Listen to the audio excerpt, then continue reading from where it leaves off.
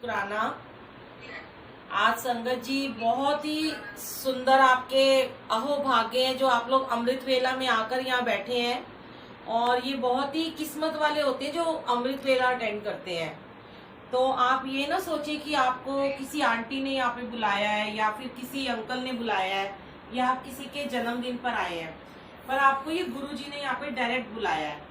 और अगर आप अमृत वेला सत्संग में जाते हैं तो ये भी बहुत बड़ी बात है। और अगर आप अपने घर में अमृत वेला करते हैं रोजाना तो ये उससे भी बड़ी बात है। और संगत जी, अपने घर में रोज अमृत वेला करना ये बहुत भाग्य से मिलता है, बहुत सौभाग्य से मिलता है। क्योंकि अमृत वेले में ना आपको सारी लाइनें बिल्कुल क्लियर मिलती हैं गुरुजी के साथ डायरेक्ट कनेक्शन करने के लिए। एकदम क्लियर लाइन आपको मिलती है, कोई शोर नहीं, कोई ट्रैफिक नहीं होता। और उस समय ना पूरे ब्रह्मांड में, पूरे आकाश में ना पूरे देवी देवता गुरुजी के साथ विचरण कर रहे होते हैं। और जो वो देखते हैं ना बैठी है संगत अपना अमृत वेला जाप कर रही है, तो उनके लिए ना बहुत बड़ी बात होती है कि गुरुजी ने उन्हें साक्षात आकर दर्शन देते हैं। बहुत बड़ी बात होती है ये। तो सबसे पहले तो ना आपको ये सोचना चाहिए कि अपने महाशिव को कैसे मनाना है। तो अपने घर में अमृत वेला में मंत्र जाप करना बहुत जरूरी होता है संगत जी। सिर्फ पहले एक ओंकार और मंत्र जाप से शुरुआत करें, नहा धोकर बैठें और उसके बाद आप जोत जगाएं और जल प्रसाद रखें और मंत्र जाप लगा के बैठ जाएं। कुछ भी करने की जरूरत नहीं है, कोई कड़ाह प्रसाद बनाने की जरूरत नहीं है, कोई आपको बहुत ज्यादा भोग बनाने की जरूरत नहीं है। चाय का भोग आप लगा सकते हैं सिर्फ। और अगर आप अलार्म लगा के सोते हैं और संगत जी आप गुरुजी को ये बोलते हैं ना कि भाई मेरे को सुबह उठा देना, तो गुरुजी आपको बिना अलार्म के उठा देंगे। बस आप उन्हें कह के सोइए। 1 मिनट होल्ड करना।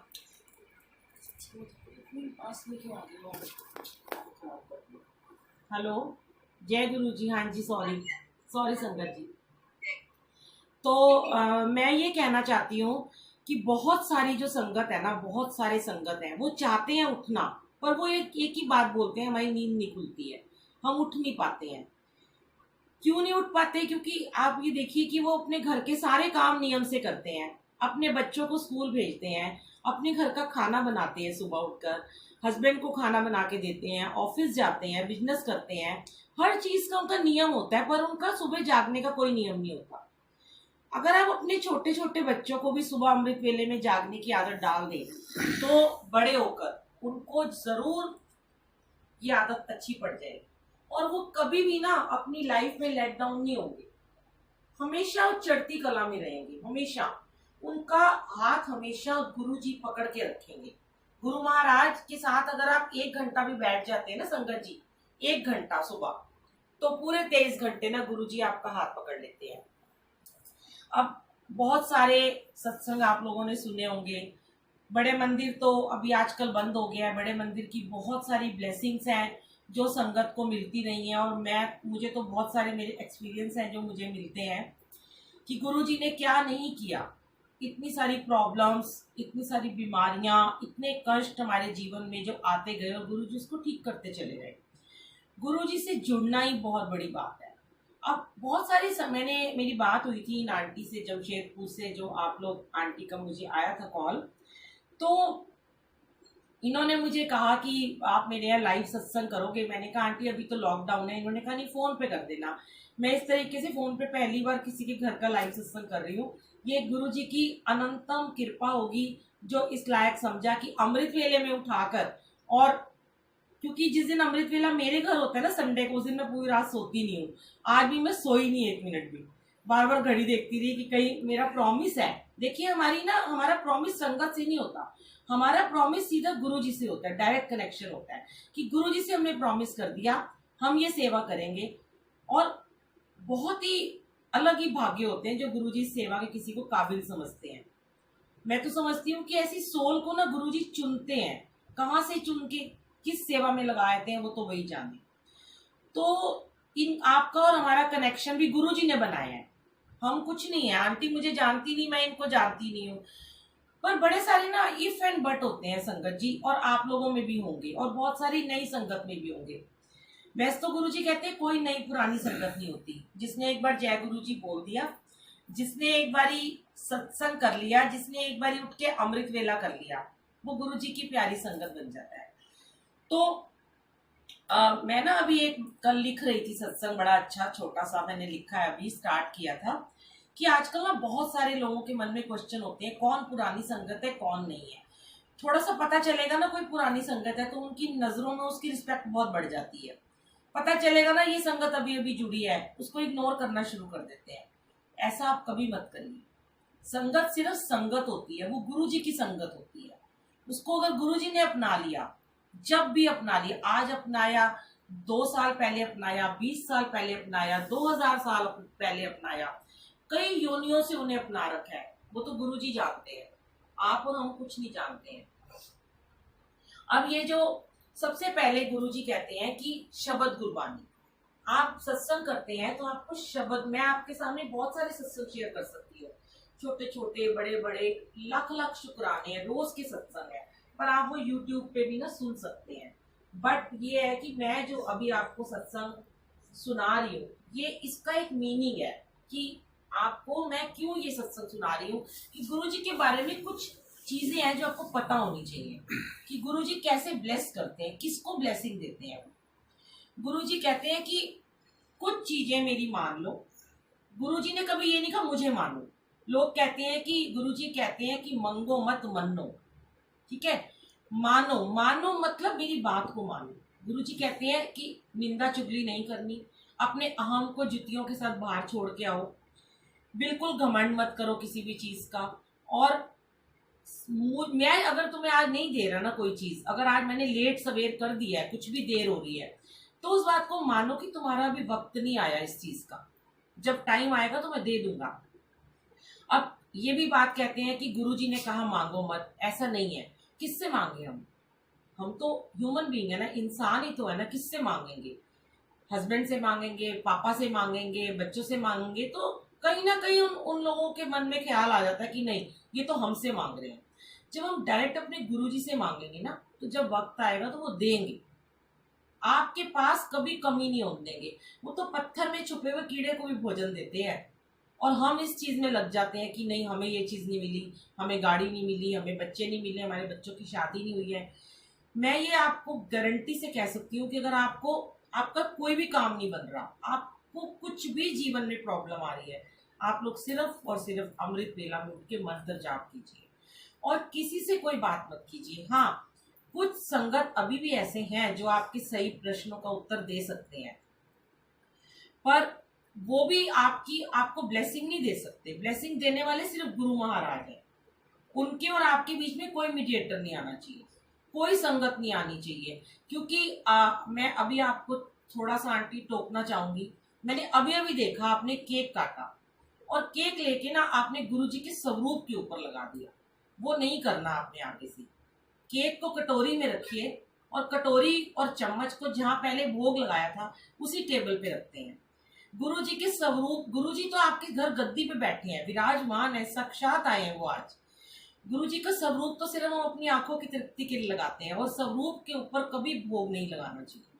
स्वरूप पे सिर्फ तिलक लगाना चाहिए। जब भोग लगा देते हैं, कई बार लोग उस भोग को साफ भी नहीं करते हैं।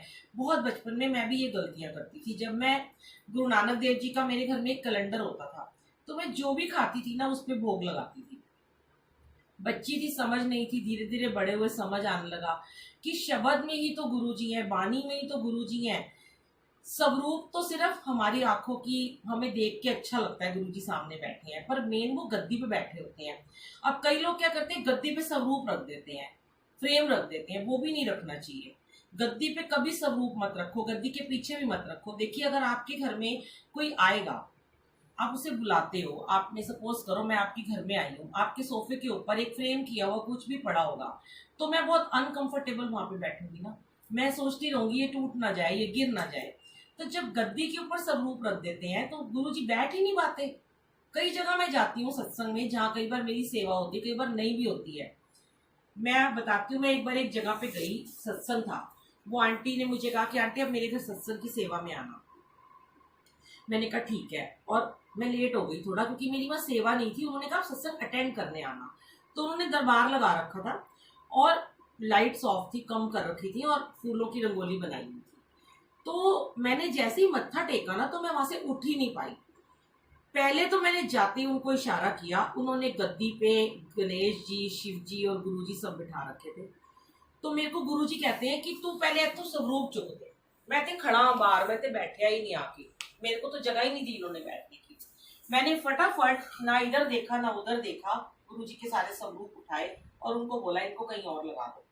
फिर जैसे ही मैंने माथा टेका तो ढेर सारे गुलाब के पत्ते वहां पे बिखरे हुए थे, और उसके अंदर सारे डंठल जो गुलाब की पीछे डंडियां होती है ना, वो सारी थी।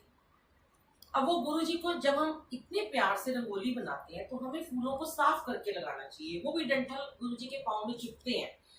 मेरे को उन्होंने जल दिया, मैंने कहा जल अभी रख दो, मैं नहीं लूंगी। मैं वहीं बैठ गई चरणों के पास, और पूरे के पूरे ना वहां से मैंने गुरु जी के जो डंठल थे ना फूलों से, वो निकालने शुरू कर दिए, और एक बच्ची को बुला लिया। पूरे हमने फूल साफ करके दोबारा से रंगोली बनाई।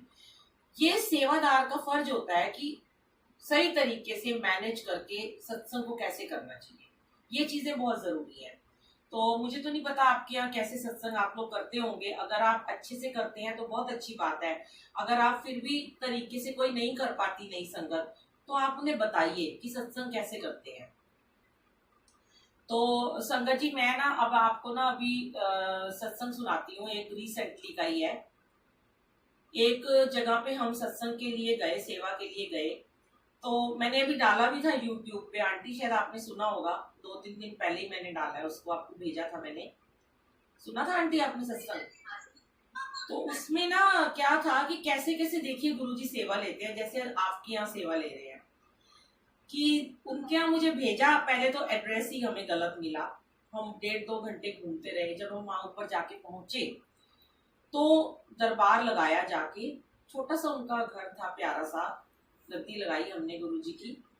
और उसके बाद ना वहां बैठ के जैसे ही मैंने कहा मुझे वॉशरूम जाना है, मैं नीचे उतरी फर्स्ट फ्लोर पे, देखा उनकी जो मदर इन लॉ थी ना, वो बड़ी उदास बैठी हुई थी। तो मैंने उनसे कहा आंटी आप सत्संग में नहीं आ रहे, आओगे ना? तो उन्होंने कहा, वो रोने लगी एकदम से, कहती मैं नहीं आऊँ। मैंने कहा आंटी आप क्यों नहीं आओगे? कहती बस ऐसे ही। मैंने उनको कहा नहीं आंटी, आपको तो सत्संग में आना ही पड़ेगा, ये तो आपको गुरुजी की कॉल है, ये मैं नहीं बुला रही, वो आपकी बहू है। कहती हाँ, मुझे पता चल गया कि इनकी आपस में कोई बात होगी। तो देखिए गुरुजी ने क्या सेवा लेने कहाँ भेजा, किसके घर हमें भेजा, कोई जानता नहीं है। एड्रेस गलत दे दिया, 1.5 घंटा इधर से उधर घुमाते रहे हमें गुरुजी। और वहां क्यों भेजा? क्योंकि उनकी सास का इतना मन अपसेट था, इतनी वो दुखी थी कि वो ऊपर सत्संग हो रहा था और वो चाह के भी नहीं जा पा रही। उनको समझाया, उनको कपड़े चेंज कराए, तैयार किया, और उनको मैं लेके गई ऊपर। मैंने कहा आरती तो जोत तो आज आप ही जगाओगे आंटी। फिर उनकी बहू को बोला कि आप पैर छुओ, उनके बेटे को बोला, और अपनी मम्मी से जोत जगाओ। वो इतना रोई आंटी, इतना रोई, उन्होंने इतनी आशीषें दी, इतनी ब्लेसिंग दी। जब सत्संग हो गया, उनकी उस लड़की की मम्मी और उसकी सास दोनों से हमने जोत जगवाई, तिलक लगवाया, भोग लगवाया। पूरे 2 घंटे वो बैठी, उन्हें बहुत ब्लेसिंग मिली, और वो रोती रही उनकी सास।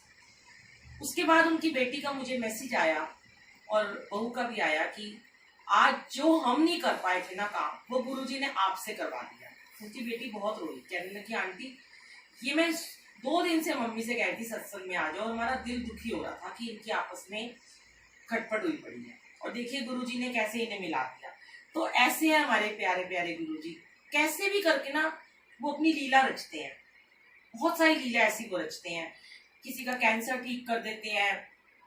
हमारे तो घर ही ऐसे ऐसे बच्चे आते हैं, 2.5 साल की बच्ची का कैंसर ठीक कर दिया, किसी की डायलिसिस होती थी 3 महीने से, वो उन्होंने बंद कर दी, और सब कुछ मंत्र जाप से हुआ। जिन्होंने अमृत वेला किया, एक 2.5 साल की बच्ची का सत्संग है मेरा, पार्ट नंबर 31 है यूट्यूब पे, आप सुनिएगा कि कैसे 2.5 साल की बच्ची का उन्होंने कैंसर ठीक किया था, कितने 1 महीने के अंदर, जिसके प्लेटलेट्स 15,000 थे, गुरुजी ने 2,70,000 कर दिए 21 दिनों में। और वो बच्ची आज भी हर न्यू ईयर पे हमारे यहाँ जगराता होता है गुरुजी का। लास्ट ईयर भी 5 लोगों को कैंसर था, कैंसर से रिलेटेड ही रात भर जागरण होता है, मंत्र जाप होता है।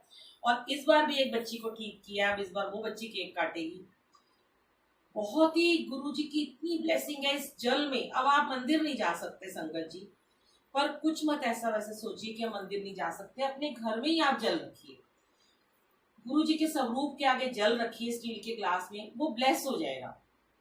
जब आप मंत्र जाप करेंगे ना, वो ब्लेस हो जाएगा। अगले दिन उस जल को आप उठाएं और उसको एक बॉटल में भर के थोड़ा थोड़ा सबको दें, या कहीं ग्लास में डाल के रख लें और दोबारा उस ग्लास को धो के भर के रखें।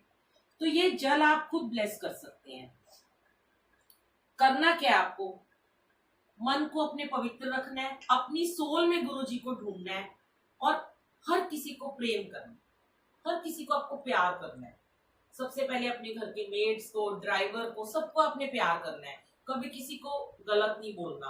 अपने से छोटों को प्यार करो, बड़ों की इज्जत करो, गुरु जी का कहना मानो। गुरु जी ने जो थोड़े से आपको रूल्स रेगुलेशन बताए हैं उसको मानो।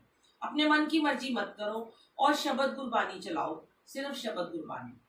गुरबानी जो है ना संगत जी, वो आपकी सोल को अंदर से ना साफ करती है, आपको पवित्र करती है, आपकी गंदगी को साफ करती है। जैसे हम रोज नेगेटिव हो जाते हैं, हम बहुत सारे नेगेटिव लोगों से मिलते हैं, बहुत सारी हम ऐसी गलतियां करते हैं, तो रोज के रोज ना हमारे को प्यूरिफाई कर देते हैं गुरु जी। अब लोग कहते हैं हमारा कनेक्शन नहीं होता। क्यों नहीं होता उनका कनेक्शन? क्योंकि वो अपनी सोल को साफ नहीं कर रहे। कनेक्शन तो तभी होगा ना जब आपके अंदर प्योरिटी आएगी, और वो प्योरिटी कैसे आएगी? मंत्र जाप करने से आएगी। सुबह उठ के 1 घंटे का मंत्र जाप कीजिए, शाम को 7 से 8 भी कीजिए जैसे आजकल बड़े मंदिर में होता है। और जाप का टाइम कभी भी कम मत करो। बहुत सारे संगत ये पूछते हैं कि सिद्धार्थ मोहन का या किसी और का आजकल गाया हुआ 20-20 मिनट का मंत्र जाप है जिसमें 108 बारियां, हम वो कर लें।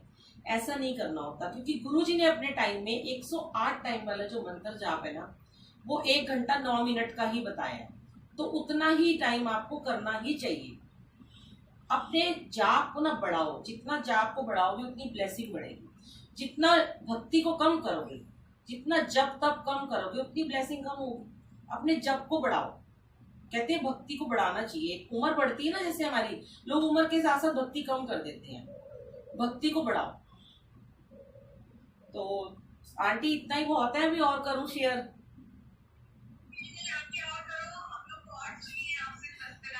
अच्छा, नहीं नहीं आंटी, मैंने कहा नहीं तो मैं फिर उस दिन भी करूंगी ना, कुछ और भी कर दूंगी। चलो कोई बात नहीं, मैं तो कर लूंगी शेयर, ऐसा कुछ नहीं है।